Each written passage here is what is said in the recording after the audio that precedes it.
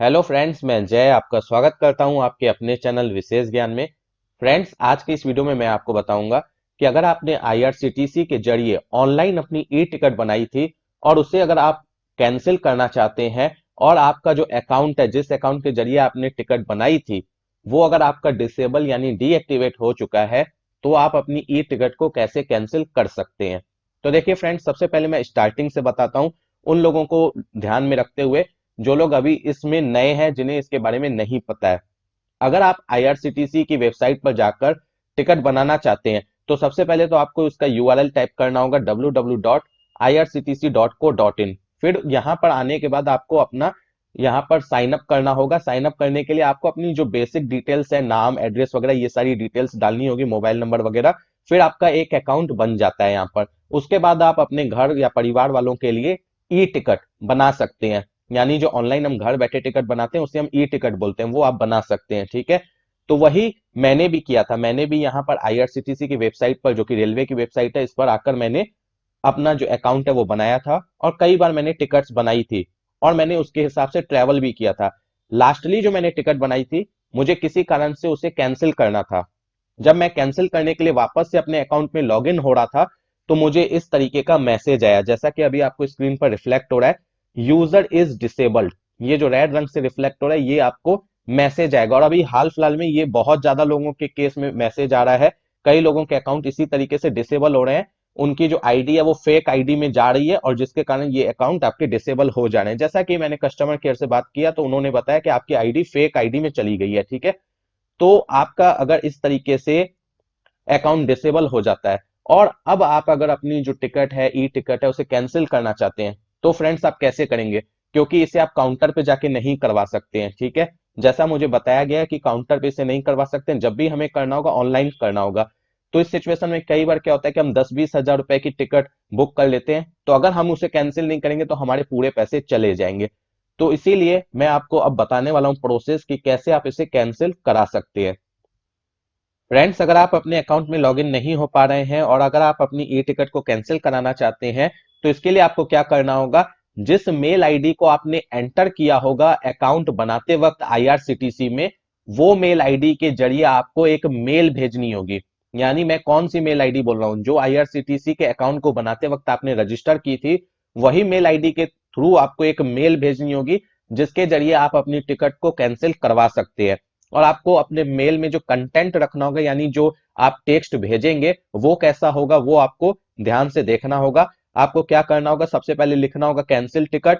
उसके बाद PNR number, जो भी आपकी टिकट का पीएनआर नंबर होगा वो आप यहाँ पर एंटर करेंगे।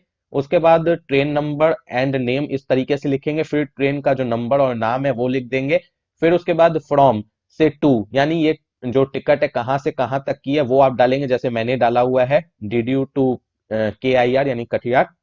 उसके बाद पैसेंजर नेम इस तरीके से लिखेंगे। फिर 1 2 3 करके जो भी पैसेंजर्स होंगे उनके यहाँ पर नाम लिखेंगे। बाकी कुछ नहीं लिखना है, न जेंडर लिखना है, न एज वगैरह लिखनी है, सिर्फ आपको उसका नाम लिखना है। मानकर चलिए टिकट के अंदर 10 लोग हैं, आपको 5 लोगों की टिकट कैंसिल करानी है, तो सिर्फ यहाँ पर जो 5 लोगों की टिकट कैंसिल होगी उनका नाम आएगा। सभी लोगों की करानी है तो सभी लोगों का नाम यहाँ पर 1 2 3 करके आपको लिखना होगा। ठीक है, सबका नाम लिखने के बाद नोट में आप डाल देंगे कैंसिल।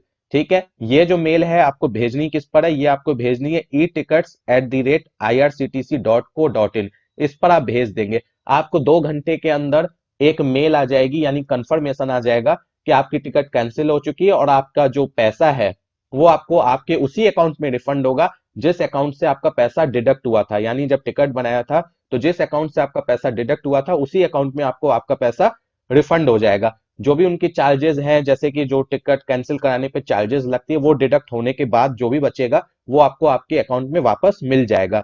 तो देखिए फ्रेंड्स, यहाँ पर मैं आपको एक बात और बता दूं।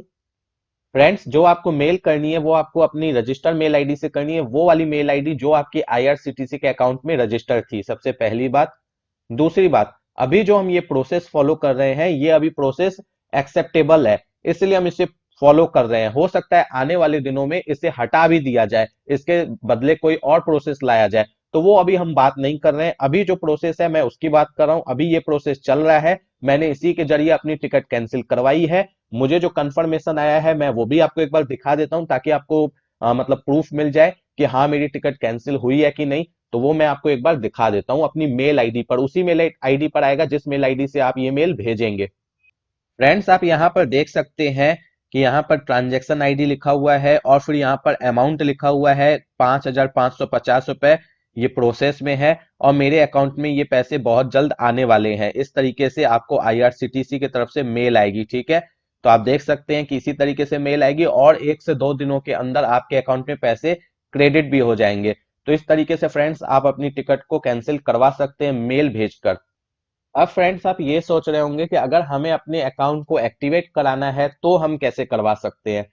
तो देखिए फ्रेंड्स, उसके लिए आपको क्या करना होगा, आपको ये जो मेल आईडी है care@irctc.co.in, इस पर आपको मेल भेजनी होगी। किस मेल आईडी से? जो आपकी मेल आईडी रजिस्टर है उससे, ठीक है।